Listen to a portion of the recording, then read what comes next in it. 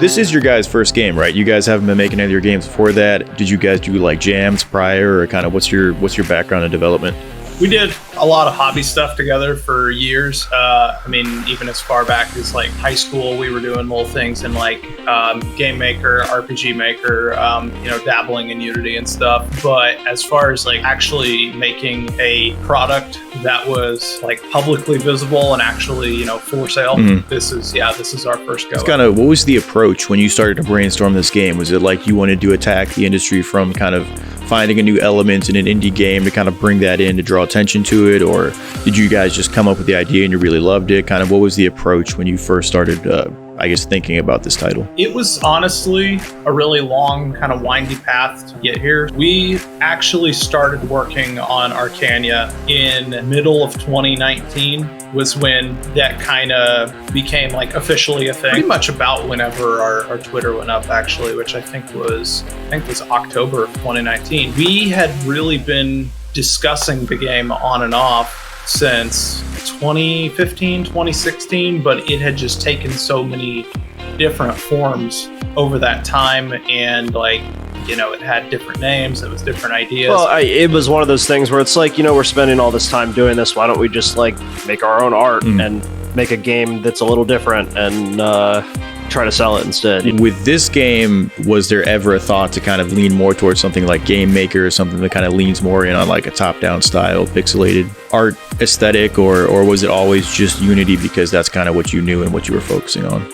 Yeah, so actually we started in Godot, and I had even looked at, because I used Game Maker way back in the day. I started with, I think, Game Maker 7, and I had Game Maker Studio, and so I was kind of familiar with the environment, but that was one of the early thoughts that I had as well. But we actually went to Godot because Godot was like new and hot at the time, but it was new. Yeah. And so we quickly ran into things where it's like, I don't know how to do this. There's not information out there for how to do it. I think the final straw was, so I like to do a lot of animated tiles. Yeah. So we were working on this dungeon that had a bunch of lava in it. Okay. And I was trying to figure out how to get the lava animated, but we were using a program called Tiled to make the maps. And once they would be animated and tiled, but then once we get it imported into Godot, it'd be a whole hassle to get them to stay animated. And I think they've solved that problem now, because Godot's like gotten way better since then. But at the time, it's just like, I'm beating my head against the wall. Yeah. Here. I know how to do this in Unity. Yeah. Let's just do it in Unity. Okay, that makes sense. There's still a fair amount of porting work to do, but the vast majority of it is just like solved by Unity, because all of the back end stuff, just making it run on your desired system, that's all handled by Unity. Now you still have to make sure it runs well, and that all the UX stuff is adapted to that environment. But just as far as like you just want to get the game to like boot up on whatever system, Unity handles all of that, which is great. And to add to that too, the year that our Kickstarter was, we made the swap to Unity, and that was partially motivated by publishers too, just because at the time Godot was smaller. The chances of getting a Godot game on the Nintendo Switch was a lot lower, essentially. The porting process is much more difficult, and still is. People have done it, but it's more difficult. Yeah. So it was an ease of mind thing. It's like, if we do it in Unity, we don't have to worry about porting as much. It's gonna work more fluidly. So okay, talk to me about kind of the game world as a whole itself. Is it open world? Is it semi? Is it just a linear map based? Kind of how does that work, and kind of how does it evolve as the game progresses? If you've played a top-down 2D Zelda game, you kind of know what to expect. So you're going to have like an overworld. Ours is split up into, like instance zones. So like you'll go into a new area, you'll hit a loading screen, and when you come out the loading screen, you're like, you're somewhere different. So it's not a single complete map like something like Link to the Past, where the whole overworld is like a single map, right? We've got these different zones with loading screens in between, but spread throughout that, we have, you know, the other typical things you would expect in a game like Zelda. So you've got caves, you've got dungeons, you've got like buildings you can enter, but it's semi-linear. There is an intended path for you to go through the game. It's like you're meant to be certain places at certain times, but you're free to move back and forth in those places, and to an extent, you know, even go places you're not supposed to be, as long as you have the abilities that you need to access those places. The way I like to explain it is it's like linear subsections, I guess. Because like from when you start the game until the end of the first dungeon, it's very linear. There's not many extra places you can go. As soon as you beat the first dungeon, the next few areas open up, and this includes like a whole loop that goes around. You got the town, you got the forest. Up north of the forest, there's a little path that leads over to the zone where the third dungeon is. And the idea is that there is a set linear path, but in these little chunks, you can kind of do stuff in whatever order you want. Okay. You can go do our second dungeon first. You can go do our third dungeon first, but those two have to be done before you move on to the fourth dungeon. Gotcha. So with the dungeons themselves, I was trying to figure out exactly how they were set up. Are they procedurally generated? Are they preset, kind of like a Metroidvania style? Kind of what's the layout for them within the game? The layouts of the dungeons are predetermined. Okay. And they will always be the same when you go in there. We have a randomized loot system. So, you know, when you go into a dungeon in, say, Zelda, you know, you always know, like, this chest that has 20 rupees in it is always going to be in this room, and, you know, and such is going to be over here. We have, so when you enter the dungeon, we have a instancing system, you know, that MMO players might be familiar with that is, but basically what it is that when you first enter the dungeon, it creates a session for that dungeon, and that session persists until you kill the boss. And so at the beginning of each session, it will spawn random loot in different parts of the dungeons. So like chests will be in completely different places every time. We're looking into having enemies that are similar, you know, special enemies that are maybe a little more difficult and don't always spawn. And you know, we're still kind of like fishing around for different elements like that. Like, how can we make it so when you come back, it's a little different experience? Because that is something we, even though the layout is always the same, we do want players to come back to the dungeons. First of all, because our loot system, you know, the selling treasure for money and then using the money to buy stuff is like part of the core loop of the game. Okay. So, you know, how are you going to farm this treasure? Well, the best way to do it is going to be to go into a dungeon and, you know, and scoop up all the treasure in there. But we want it to be a little interesting every time you come back. And, you know, sometimes there's like a branch of the dungeon that you couldn't go down last time because you didn't have a particular item. Well, you come back later with that item. Now, like, a new section of the dungeon opens up. And our goal with this system is to make the dungeons the preferred way. Like, you know, let's say there's an expensive item you want in a Zelda game. We'll use the rupee vest in Twilight Princess. Right? There's like that money vest that you have to, it's like 800 rupees or whatever to buy it. Yeah. Well, what you'd have to do is go out into the world and just kill random monsters until you get off of rupees, right? Which can be annoying. We wanted stuff like that to have a more engaging experience. Like, oh, you kill the boss. Well, this is the second time you've killed the boss. He's not going to drop a health upgrade this time, but he's going to drop a guaranteed valuable piece of treasure. Okay. And maybe that treasure has use in a side quest too, you know? So that's sort of where we're headed with that. Okay. As far as the roguelike elements, really it's as roguelike as like Dark Souls is, I guess. I mean, I hate doing, you know, it's like Dark Souls because our game's nothing like Dark Souls, but when you die, you drop your treasure, but not your money. So the roguelike goal is to, you know, I have all this treasure on me. Do I want to risk pushing forward to the boss, or do I want to go back and sell and keep what I have, more or less? You know, it kind of, so the reason I say Dark Souls, because you drop your souls, but you can go get them.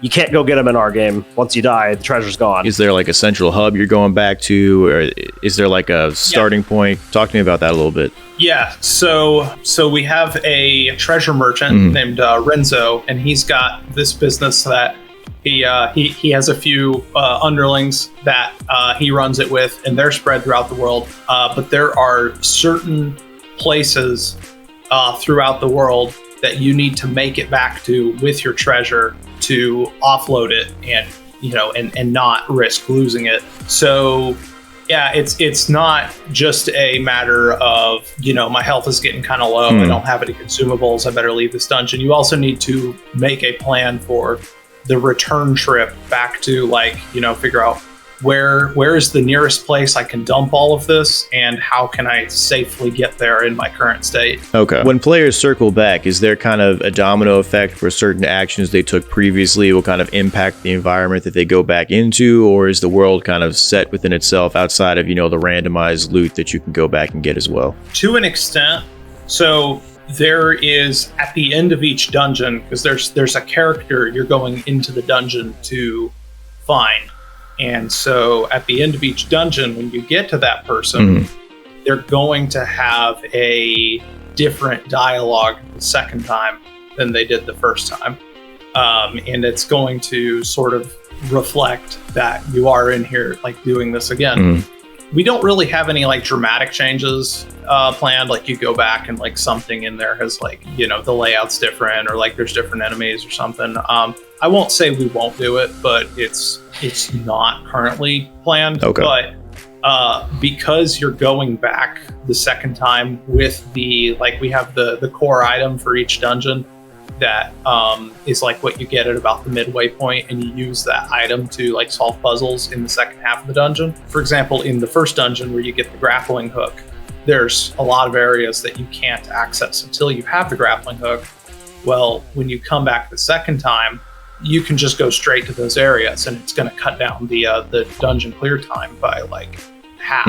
So it's a little different in that regard, but yeah, we're not going crazy into procedural generation or anything, because honestly, that was just we had even discussed it at one point, but it's just a little too much to take on for our first release. With a top-down game, what's the challenge when you're designing levels, when you're designing characters, when you're building the mechanics within the game itself? What's the challenge in kind of attacking it from that perspective?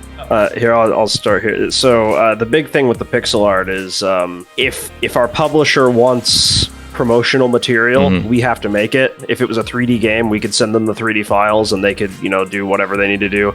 A lot of that work is on us. Our trailer is all us. We had to spend a substantial amount, which we can't share yet because we need to hit timing. But our trailer is really good, but it was all us. We had to do it because of the art style. So that's Well, I mean, we did it in tandem with designing areas. So something you might not know, a lot of game trailers are smoke and mirrors, Wizard of Oz land. They'll make the trailer look this zone is not even been built yet, but we built this set piece because we had to do the trailer ourselves and we have limited time. We were we'll just make it take longer to make the actual zones. So what you see in the trailer is 100% stuff you actually see in the game. Okay. But that was the biggest challenge in my mind. Harrison might have some other ideas though. Well, so you're talking about the top-down perspective. I wanted to do characters with some really big and flashy hats.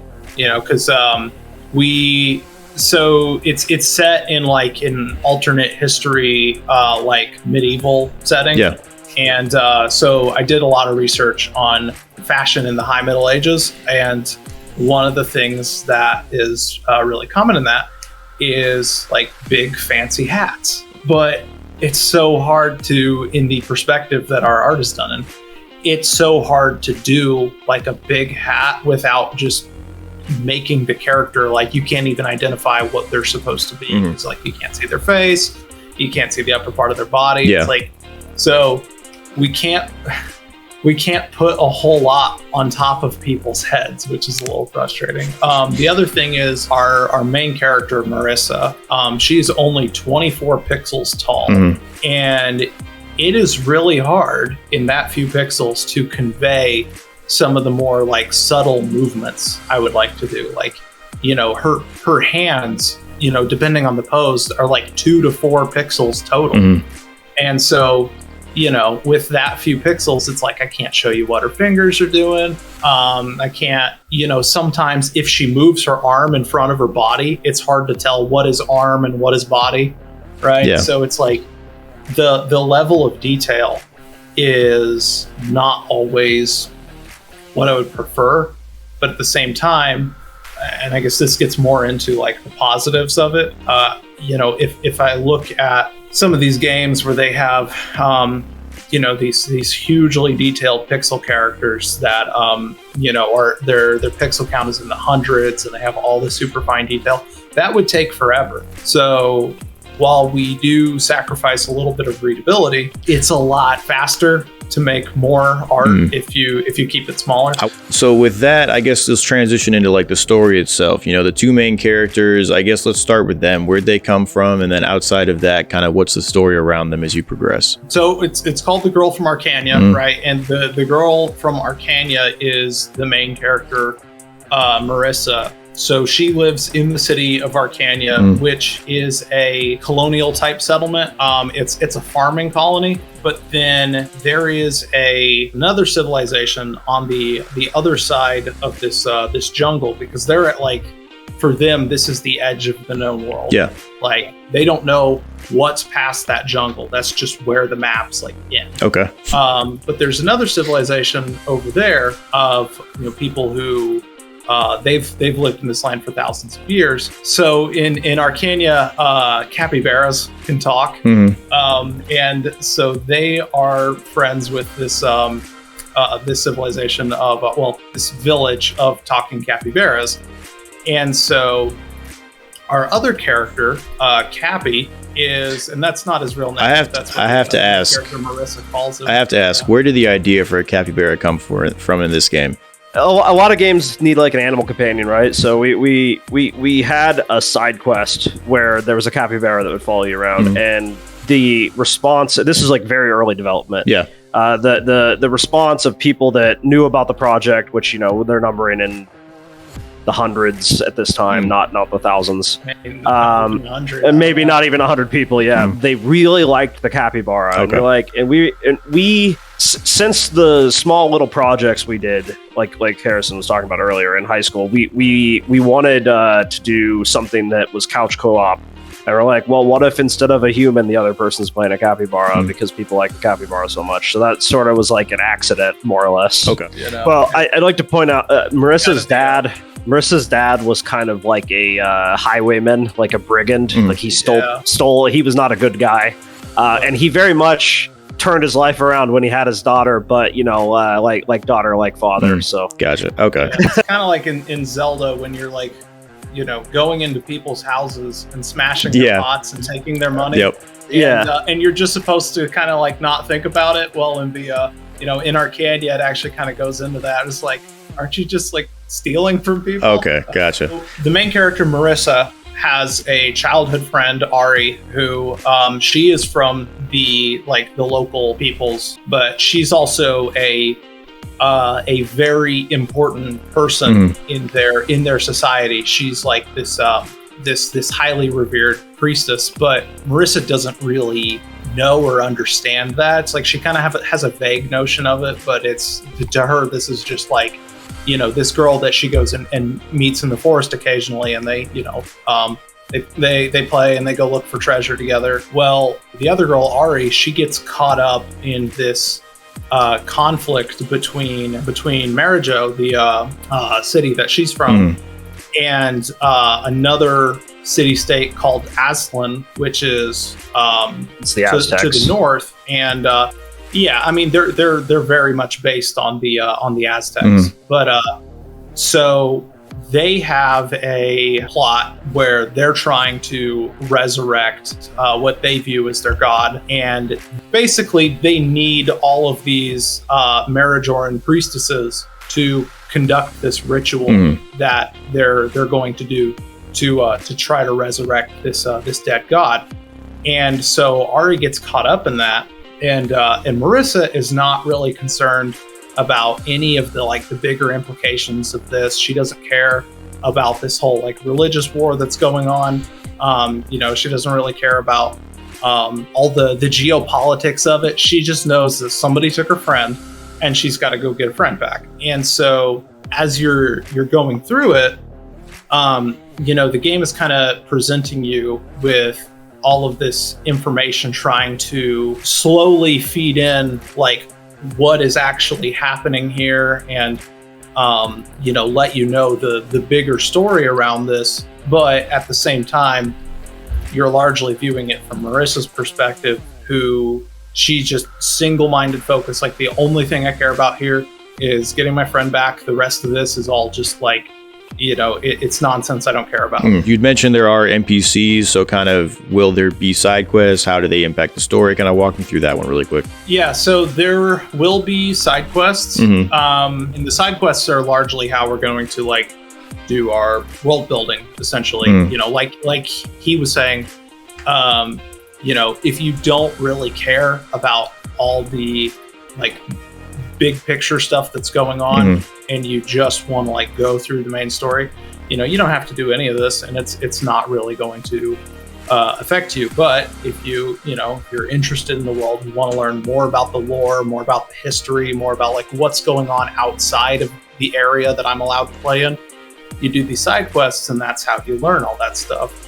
Story aside, they will have impact on your gameplay. I mean, there's a quest involving a pirate who got drunk and accidentally slept with the captain's wife, and and if you help him out, then it unlocks a rum consumable that does different things than the beer does. So I mean, that's just a small example. Yeah. So you will unlock additional abilities that you don't need, but they will help you if you do the side quest. One of the really difficult things about writing the script is, how to present the information as succinctly as possible while still getting in, hopefully, everything I wanted to get in. And sometimes that takes several rewrites to finally arrive at one where it's like, okay, this conveys all the info, it does it in a natural way, and it doesn't just drag on and on and on.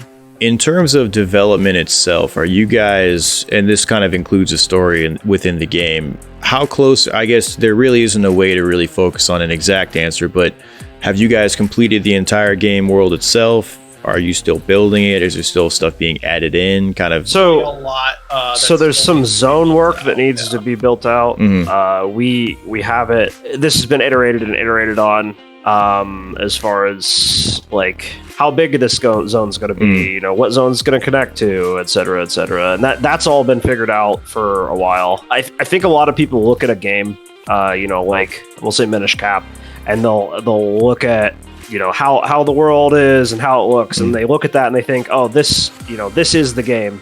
That's not the game. The game is like 70 to 80% invisible mechanisms and like systems, and all of those are done completely, save for QA. We have to, there's some bugs still that we have to fix and whatnot. That's an ongoing process with any game. The actual world itself, like if you were to print out every single zone that we have, like zoomed out shot, and put them next to each other, I'd say the world map is close to 50% like filled out. Okay. But again, we can finish a zone in about 100 man hours. So like, that's a week for, if both of him and I were working on it, that's a week for us, so when we've got 4 or 5 more zones to build, that's like it's like you're looking at like realistically a month of work there. So when I say like 50% of the world is done, it's like that's a lot more progressed than it sounds like it is, because the game system wise is like 80% finished. So we hadn't really touched on the gameplay for this game yet. There's a lot of elements to it. You have your inventory system, there's different tools you can use, there's different weapons you can use. So kind of walk me through the core gameplay, and then we can kind of expand into the other stuff. Again, if you've ever played a 2D top-down Zelda, which I'm sure most of your viewers probably have at some point, that is your core gameplay right there. So you've got a character who has an inventory full of like unique tools. It's not going to be like a traditional RPG where, say, I've got all these equipment slots that give me stats and it just makes me swing my sword harder. harder, right? But so the first item you get in the game is a lantern, and the lantern, makes a big ring of light around your character, makes it a little easier to see at night. Although not as important as it was early in the game, because we were like, yeah, let's make the night just like pitch black. So the game does have a day and night cycle? It does. Okay. It does. So you have this ring of light around you, but also you can use it to reach out and do a little burst of fire in front of you, and that will light enemies on fire.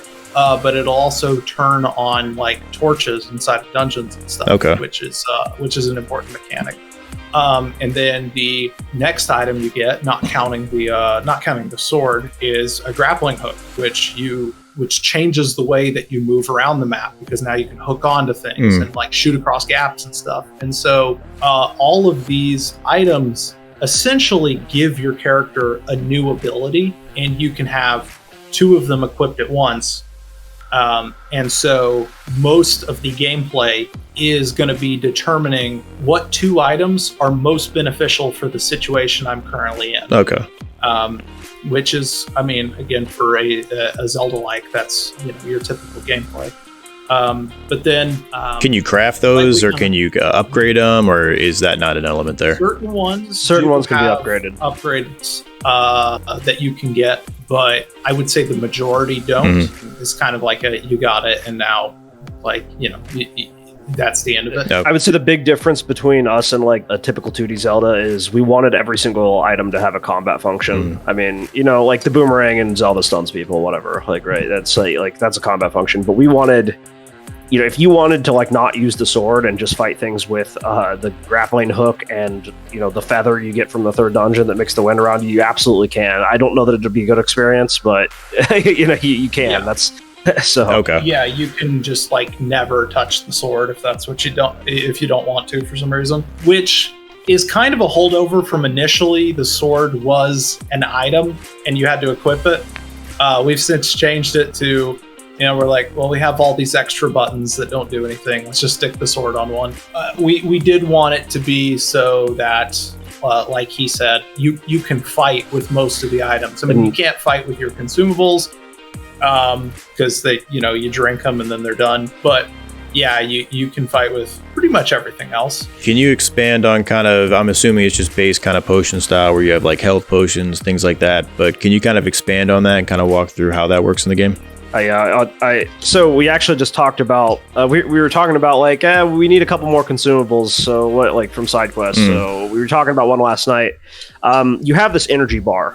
Okay, sort of similar to the magic bar from Link to the Past, but sort of anything you do uses it. Quick segue to the core gameplay. There is the couch co-op, but also if you're not playing couch co-op, you swap between Cappy and Marissa. They can teleport to each other at will. So if you're separated from each other, they can at will teleport to each other. But that drains your energy bar. So using your grappling hook uses a portion of your energy bar. Using the dash item that it is a big like water dash that you can do. It gives you iframes. It's really fun to use. That uses part of your energy bar. One of the things we talked about for a consumable last night was the Capybara King has a bunch of watermelons behind him, and if you could do a side quest to convince him to part with one of his watermelons, which will be difficult, the watermelon consumable will give you infinite energy for 10 seconds. So now all of us, usually you'd be able to dash maybe 3 times, then you have to wait for your energy to recharge. But like if you eat the watermelon, so they have combat implications. It's not just something else. Every time you beat a dungeon, you get a dance. The dances do different things. Not including, but not limited to, but including puzzle solving, combat, changing the time of day for certain things. Sometimes a certain monster will only show up at night, so you can change it to nighttime with a dance. Okay. But the first dance you get is the fire dance, the sun dance, and that actually makes it so whenever you swing your sword's on fire. So it kind of doubles the lantern effect and the sword effect on top of each other. But every time you swing your sword when this is active, it drains your energy, which usually swinging your sword doesn't. So in this case, you could massively increase the damage you're doing by drinking that consumable. There's one that makes you faster, just run faster. Yeah.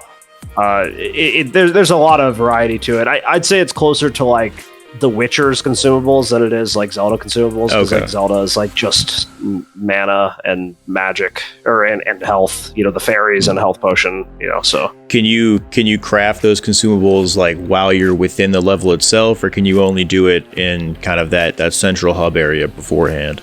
you don't craft them, you buy them. Okay. Yeah, they're purchased from merchants throughout the world. I won't say never, but there's currently no plans for any sort of like crafting in the game. Gotcha. I know that's like a big thing right now. Everything's got to have a crafting system. It just wasn't. It was too much. It was too much wasn't in bloat. the scope Yeah. of the project, So with this game, multiplayer is always a challenge for any developer. There's a lot that goes into it, and there's a lot of debugging, and it's a process all in its own. Have you guys ever considered having that co-op element where you can pull people from a multiplayer lobby, or is that not ever going to be part of this game, or not something you're considering right now? Again, I won't say never, but the chances of it ever having any sort of networked play like that, pretty low. Okay. I think we wanna for- make it so that you can drop in and out anytime. So like at any point, somebody can pick up a controller and take over Cappy. Yeah. But so You said controller, so it is controller compatible. yes, Okay. yeah, it was. In It's controller fact, recommended. In fact, we want people to play it on controller, not keyboard. Gotcha. Yeah, you can play it on a keyboard, and I mean, I've all the content that is currently in the game, I've played through all of it on a keyboard. In fact, most days I don't plug up my controller. It's not the worst thing, but you will have a better experience on a controller. Okay, gotcha. But anyway, as far as the co-op though, so I watch a game development YouTuber, Jason Wyman, and I think something that he said about online multiplayer was really insightful, which was basically however much work it is to implement a feature into a game, triple that if it has any sort of online functionality. Yeah, it sounds right. Yep. And so for two pretty inexperienced developers, we didn't want to even touch that. So. Yeah, I mean, something to keep in mind, that this won't be true for consoles, which I think our game will probably sell better on consoles than it will on PC, but on Steam they do have like the like cloud couch co-op thing that they do. So I mean, it will technically be possible on the computer to play.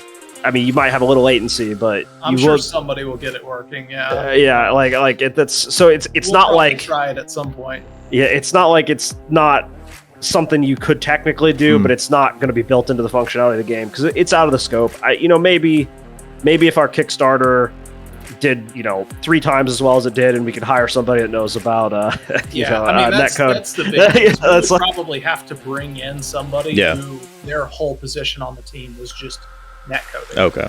Well, and then you've got more costs on top of that. Even with peer-to-peer, you do have to have some servers to make those connections. Yep. And so, it just didn't make sense in the end.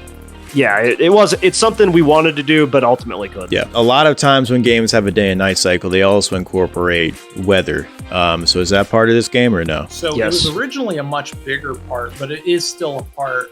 We initially wanted to have no kidding, like a full-blown like Oracle of Seasons, like the map changes with the weather and stuff. Ultimately just ended up being way too big of an idea, so we scaled that back a lot, but we do still have mechanics that incorporate weather.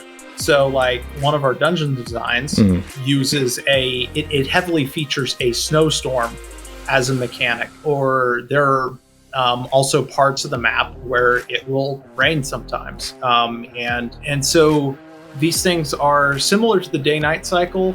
There are like certain triggers that are tied to the weather. And so it's like, for this thing to happen, the weather needs to be this.